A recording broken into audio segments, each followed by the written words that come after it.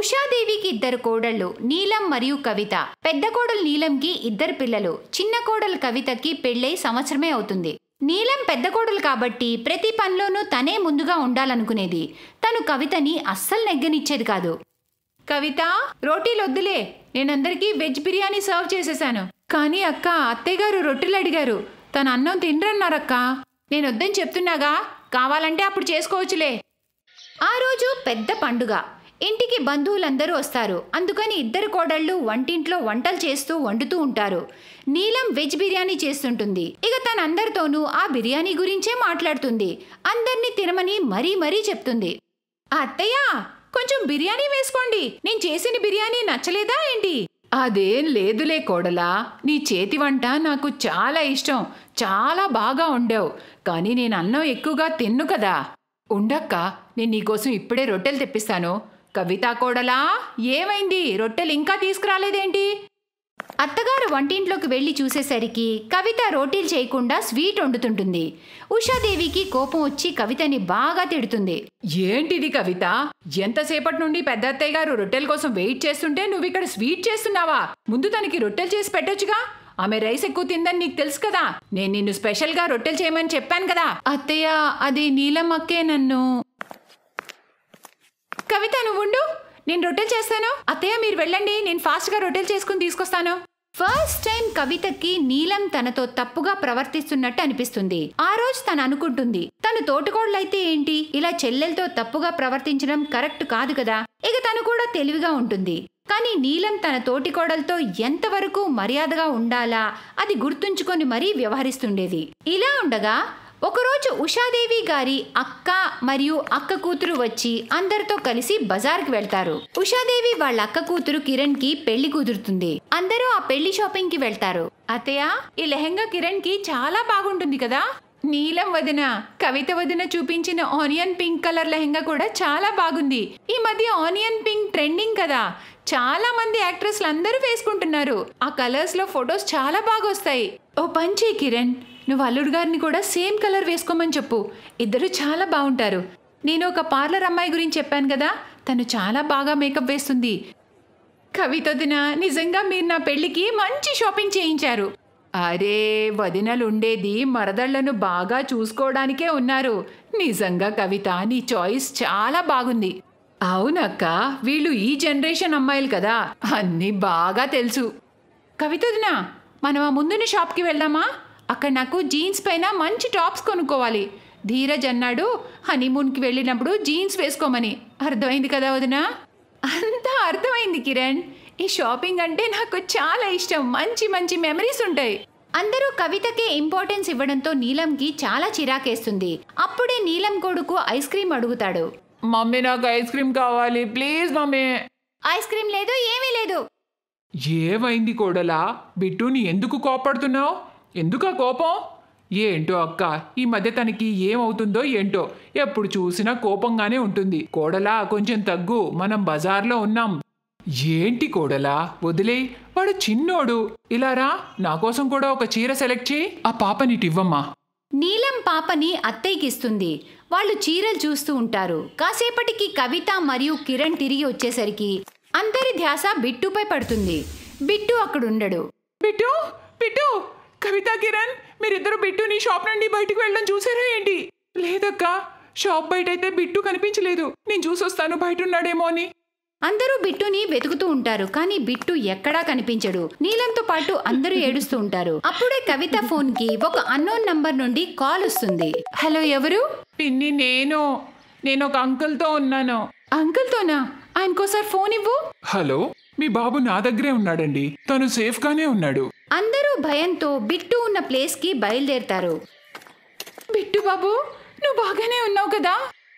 ఆ మమ్మీ, నాకేమీ అవ్వలేదు. నాకు ఒక అంకుల్ ఐస్ క్రీమ్ కొనిస్తా అని తీసుకెళ్తుంటే అప్పుడు ఈ అంకుల్ అతన్ని ఆపి బాగా కొట్టారమ్మా. అవునండి, మీ అబ్బాయికి ఏమీ అవ్వలేదు. ఆ దొంగ వెధవ పారిపోయాడు. నేను చూశాను కాబట్టి పట్టుకున్నాను. మీ బాబు చాలా తెలివైనవాడు. ఎవరి నెంబర్ గుర్తున్నా లేకపోయినా తనకి పిన్ని నెంబర్ బాగా గుర్తుందట. అందుకే వెంటనే కాల్ చేశాను. చాలా చాలా ధన్యవాదాలు బాబు. అందరూ బిట్టుని తీసుకుని ఇంటికొచ్చేస్తారు. నీలంకి విషయం అర్థమవుతుంది. కొద్ది రోజుల క్రితం బిట్టు కవిత దగ్గర కూర్చుని ఉంటాడు. అప్పుడు కవిత బిట్టుకి తన ఫోన్ నెంబర్ ని గుర్తు పెట్టుకునేలా చెప్తుంది. బిట్టుకి అది చాలా నచ్చుతుంది. బిట్టు నీలం ఫోన్ నుంచి కవిత నెంబర్ కి మళ్ళీ డయల్ చేస్తూ ఉంటాడు. అలా ఆటల్లోనే బిట్టుకి కవిత నెంబర్ బాగా గుర్తుండిపోతుంది. ఏం చేస్తున్నావు కవిత? చదువుకునే పిల్లోడికి ఫోన్ ని అలవాటు చేస్తున్నావా? పద బిట్టు, చదువుకోవాలి. నీలంకి అంతా గుర్తొస్తుంది. ఇక తను చాలా బాధపడుతుంది. ఇలా అంటుంది, సారీ కవిత, నన్ను క్షమించు. నేను నిన్ను తప్పుగా అర్థం చేసుకున్నాను. నువ్వు నిజంగా అందరినీ చాలా బాగా చూసుకుంటావు. మీ అందరినీ జాగ్రత్తగా చూసుకోవడం నా బాధ్యతక్క. మీరందరూ కూడా చాలా మంచివాళ్ళు. అమ్మా, నాకు చాలా ఆకలేస్తుంది. సాయంత్రం అవుతుంది. అందరూ ఇంటికి వచ్చేసి ఉంటారు. త్వరగా వంట చేసేయండి. నా చిన్న రాజాకు కూడా ఆకలేస్తుంది. అక్క, మీరు త్వరగా అన్నం పప్పు వండేయండి. నేను త్వరగా వేడి రొట్టెలు చేసేస్తాను. ఈరోజు మనం అందరం కలిసి భోంచేద్దాం. పెద్దత్తయ్య గారు, కిరణ్, మీరు కూడా ఈరోజు ఇక్కడే భోంచేయాలి. సరే కోడలా, చాలా ఆకలిగా ఉంది. నీలం, త్వరగా అన్నం పప్పు వండు. కవిత, నువ్వు ఒక పని చేయవే. నీ రొట్టెలతో పాటు నువ్వు చేసిన పచ్చడి కూడా పెట్టు. అది నువ్వు చాలా బాగా చేసావు. ఆ పచ్చడి నాకు చాలా చాలా నచ్చిందే. అవునవును, మీరిద్దరూ త్వరగా వంట చేసేయండి. నీలం వదినా, ఈ శారీకి చెప్పులు బాగుంటాయా లేదా శాండిల్స్ బాగుంటాయా? దీనికి హీల్సే బాగుంటాయి. ఏది ఏవైనా వదిన వండే అన్నం భలే పొడి పొడిగా ఉంటుంది. వదిన, నాకు కూడా నీలాగా అన్నం వండడం నేర్పించవా? నాకు అలా పొడి పొడిగా ఉంటే చాలా ఇష్టం. నాకు కూడా నేర్పించాలక్కా. ఇక అలా నవ్వుతూ హాయిగా ఇద్దరు తోటికోడళ్ళు ప్రేమగా ఒకరినొకరు హత్తుకుంటారు.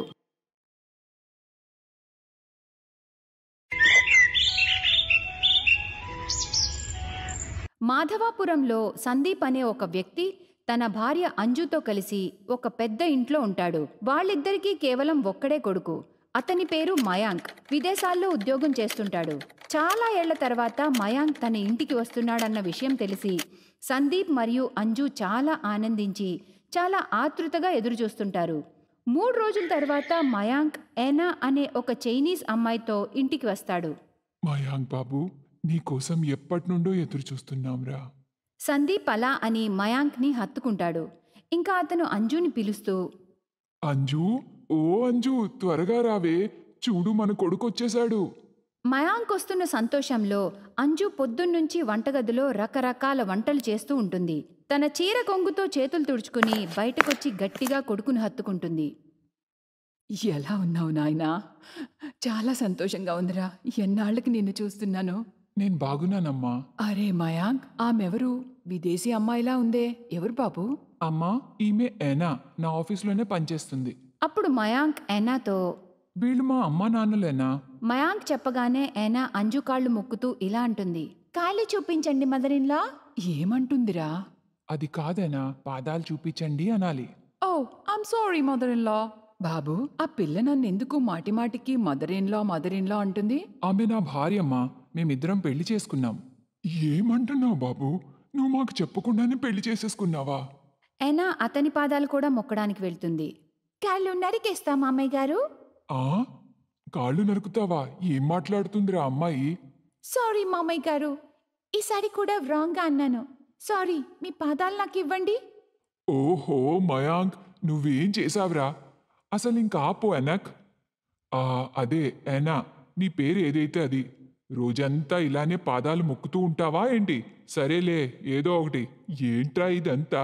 సంతోషంగా ఉండు. బాబు మయాంక్, ఏంట్రా ఇదంతా? అమ్మా, నేను అవన్నీ మీకు తర్వాత చెప్తాను. నేను చాలా అలసిపోయాను. నాకు చాలా ఆకలేస్తుంది. మయాంక్ అలా అని తన గదిలోకి వెళ్ళిపోతాడు. ఏనా చాలా చిన్న చిన్న బట్టలు వేసుకుని ఉంటుంది. సందీప్ మరియు అంజు ఏనా బట్టల్నే చూస్తుంటారు. ఓ దేవుడా, ఎలాంటి సగం బట్టలు వేసుకుంది అమ్మాయి. మయాంక్కి మతిపోయింది. ఇలాంటి అమ్మాయిని ఇంటి కోడలుగా తెచ్చాడు. ఒకవేళ ఇరుగు పొరుగువారు ఈ అమ్మాయిని ఇలాంటి బట్టలతో చూస్తే ఎలాంటి మాటలు మాట్లాడుకుంటారో ఏమో. అంజు లోపలికి వెళ్ళి ఒక చీర తీసుకొచ్చి ఎనాకిస్తూ ఇలా అంటుంది, ఈ చీర తీసుకో, త్వరగా నీ గదిలోకి వెళ్ళి బట్టలు మార్చుకునిరా. ఆ తర్వాత ఏనా మయాంక్ గదికి వెళ్ళిపోతుంది. అప్పుడే ఇరుగు పొరుగు వాళ్ళు ఇంటికి వస్తారు. ఏంటి అంజు అక్క, ఇంత త్వరగా నువ్వు మమ్మల్ని పరాయి వాళ్ళని చేసేశావు? ఇంటికి విదేశీ కోడలు తెచ్చుకుని చెప్పను కూడా చెప్పలేదే. అవునక్క, ఎందుకు మాకు చెప్పలేదు? నీ నుంచి ఇది అసలు ఊహించలేదక్కా. ఏం చేస్తాం, విదేశీ కోడలు ఇంటికి వస్తే వాళ్ళకి ఇలానే గర్వం పొగరు పెరుగుతుంది. ఏం మాట్లాడుతున్నారు మీరిద్దరూ? ఇంతసేపటి నుండి ఆ అమ్మాయి మా బుర్రలు తినింది, ఇప్పుడు మీరు కూడా మొదలుపెట్టారా? అరే, ఆమె ఈ ఇంటి కోడలని మాకు కూడా ఇప్పుడే తెలిసింది. ఇక మీరు వెళ్ళండి. అరే అంజు అక్క, ఎందుకంత తొందర? ఒకసారి కోడల మొహమైనా చూపించు. నీ కోడలేమైనా దేవకన్యా ఏంటి? మేం చూస్తే దిష్టి తగిలేందుకు? మీరిద్దరూ వెళ్తారా లేదా? అయ్య బాబోయ్, ఇంత కోపమా? మేమే వెళ్తాంలే, పద వెళ్దామే. ఆ తర్వాత వాళ్ళు అక్కడి నుండి వెళ్ళిపోతారు. అంజు చింతిస్తూ తల పట్టుకుని సోఫాపై కూర్చుంటుంది. అక్కడ ఏనా తన భర్తతో ఇలా అంటుంది, Mayank darling, I'm so hungry, కానీ నేను ఈ ఇండియన్ ఫుడ్ తినలేను కదా. అవునా? అయితే నువ్వు త్వరగా కిచెన్లోకి వెళ్ళి నీకు నచ్చింది చేసుకో. ఆ తర్వాత ఏనా వంటగదిలోకి వెళ్తుంది. అక్కడ తనకి ఏం చేసుకోవాలో అసలు అర్థం కాదు. ఓహో, what should I do? What to prepare now? ఈ కూరగాయలేమీ నాకు అర్థం కావట్లేదు. ఏం చేయాలి? ఓహో, ఏం చేయాలి? నాకైతే చాలా ఆకలిగా ఉంది. Feeling so hungry. అప్పుడే ఏనాకి వంటగది గోడపై 2 బల్లులు కనబడతాయి. Oh wow, I got my lunch. ఇప్పుడే తింటాను. ఏనా పక్కనే ఉన్న చెక్క స్టూల్ ఎక్కి చేతులతో 2 బల్లుల్ని పట్టుకోబోతుంది. అప్పుడే అంజు వంటగదిలోకి వస్తుంది. తను ఏనా బల్లుల్ని పట్టుకోవడం చూడగానే గట్టిగా అరుస్తుంది. అయ్యో దేవుడా, ఏనా ఏం చేస్తున్నావు నువ్వు? అంజు అరిచిన అరుపుకి సందీప్ మరియు మయాంక్ వంటగదిలోకి వస్తారు. అక్కడ ఏనా తన 2 చేతుల్లో 2 బల్లులు పట్టుకుని ఉంటుంది. ఏమైందమ్మా? ఎందుకలా అరిచావు? Is everything all right? అంతలా ఏమయ్యింది? ఎందుకంత గట్టిగా అరిచావు? అటు చూడండి, ఏనా ఏం పట్టుకుందో. అప్పుడు సందీప్ మరియు మయాంక్ ఏనా వైపు చూడగా తన చేతుల్లో బల్లులుంటాయి. అవి కొట్టుకుంటూ ఉంటాయి. అది చూసి ఇద్దరూ గట్టిగా అరుస్తారు. దేవుడా, ఈ బల్లి! అయ్యో, ఈ అనా ఏం పట్టుకుంది దేవుడా? అరే, మీరందరూ ఎందుకు అంత భయపడుతున్నారు? మీకు తెలుసా, వీటితో చాలా టేస్టీ చట్నీ తయారవుతుంది. దీని చట్నీ చేసి నేను మీ అందరికీ తినిపిస్తాను. ఇక చూడండి మీరు ఎలా తింటారో. నేను త్వరగా వీటితో చట్నీ చేసిస్తాను. సందీప్ మరియు అంజు మయాంక్ ని కోపంగా చూస్తూ ఉంటారు. అంజు మయాంక్ ని తిడుతూ ఇలా అంటుంది, అరే, ఈ దరిద్రాన్ని ఎక్కడి నుంచి తెచ్చాడో ఏంటో. ఇంకా నువ్వు, అమ్మా తల్లి, నువ్వు మమ్మల్ని చంపుతావా ఏంటి? త్వరగా బయటపడేసే తల్లి, నీకు నమస్కారం. ఒక్కసారి తిని చూడండి అత్తయ్య, చాలా చాలా టేస్టీగా ఉంటుంది. నీ కాళ్ళు పట్టుకుంటానమ్మా. ఏనా, నువ్వు త్వరగా వాటిని పడేసేయ్. అరే, ఎలాంటి ముహూర్తాన్న పుట్టావురా మయాంక్? ఇవన్నీ చూసే ముందే మేము చచ్చిపోయి ఉంటే బాగుండేదిరా. అమ్మా, టెన్షన్ పడకు, నేను తనకు అర్థమయ్యేలా చెప్తాను. అయినా మన గదిలోకి పదా. తన గదికి తీసుకెళ్లి మయాంక్ ఎనాకి అంతా నచ్చ చెప్తాడు. ఇక్కడ కల్చర్, లైఫ్ స్టైల్ అంతా. అంజు హాల్లో సోఫాపై కూర్చుని తన తలరాత గురించి ఆలోచిస్తూ ఉంటుంది.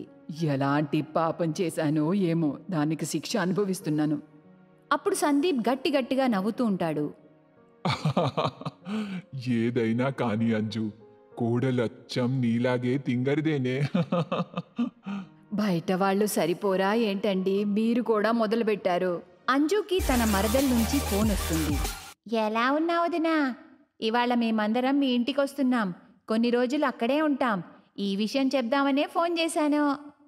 ఓరి దేవుడా, ఇదొచ్చిందంటే కోడలు చూసి చాలా ఎగతాళి చేస్తుంది. కాసేపు ఆలోచించి, అదేంటంటే వదినా, మేము 2 వారాలు బయటికి వెళ్తున్నాము. నాకు చాలా ప్యాకింగ్ చేసుకునే పనుంది, కాబట్టి నేను మీతో మళ్ళీ మాట్లాడతాను. సరేనా వదినా? నువ్వెప్పటి నుండి అబద్ధాలు చెప్తున్నావు అంజు? మరేం చెయ్యమంటారు, ఈ కోడలొచ్చి నా బీపీ పెంచింది. ఆ పైన చుట్టాలొచ్చి తనని ఎగతాళి చేస్తారు. జీవితాంతం ఆమెని ఎలా భరించాలో ఏంటో. అప్పుడే ఎనా ఒక అందమైన చీర కట్టుకుని చేతిలో టీ కప్ పట్టుకుని తన అత్తయ్యతో ఇలా అంటుంది. అత్తయ్య, నేను మీకోసం టీ చేసుకుని తీసుకొచ్చాను. ఎవండి, ఈమె మన కోడలేనా? ఎస్ అత్తయ్య, నేను మీ కోడలు ఎనానే. నాకు మయాంక్ ఇక్కడి పద్ధతులు, అలవాట్లు, సంస్కారాలు అన్నీ వివరించాడు. ఇప్పటి వరకు నాతో జరిగిన మిస్టేక్స్కి ఐఎమ్ వెరీ సారీ అత్తయ్య. ఇకపై ఒక తప్పు కూడా చేయను. యాక్చువల్లీ నాకు తల్లిదండ్రులు లేరు. నేను ఒక అనాథని. సో నాకు ఇవేవి తెలీదు అత్తయ్య. కానీ నేను మెల్లమెల్లగా అన్నీ నేర్చుకుంటాను. మీరు నేర్పించండి అత్తయ్య. అంజు మరియు సందీప్ ఎనా మాటలకి చాలా ఆనందించి తనని హత్తుకుంటారు. మా కోడలు ఇంత మంచిదని మాకు తెలియలేదు. భయపడకు ఎనా, మెల్లమెల్లగా నేను నీకన్నీ నేర్పిస్తాను. ఆ తర్వాత అంజు ఎనాకి అన్ని పనులు నేర్పిస్తుంది. కొద్ది నెలల్లోనే ఎనా ఇండియన్ వంటలు, ఇక్కడి పద్ధతులు, అలవాట్లు అన్నీ చక్కగా నేర్చుకుంటుంది. అంతా మంచిగా జరుగుతూ ఉంటుంది. ఆ తర్వాత అందరూ కలిసి సంతోషంగా జీవిస్తారు. Best buddies. హలో ఫ్రెండ్స్, ఈ వీడియో చూసినందుకు మీకు ధన్యవాదాలు. ఒకవేళ మీకు ఈ వీడియో నచ్చినట్లయితే దయచేసి లైక్ చేసి సబ్స్క్రైబ్ చేయండి మరియు ఈ వీడియోపై కామెంట్ చేయండి. ఇంకో విషయం, షేర్ చేయడం మర్చిపోకండి. ఇలాంటి మరిన్ని వీడియోలు మీరు చూడాలనుకుంటే కిందనే ఉన్న బెల్ బటన్ని నొక్కండి. చూస్తూనే ఉండండి బెస్ట్ బడీస్.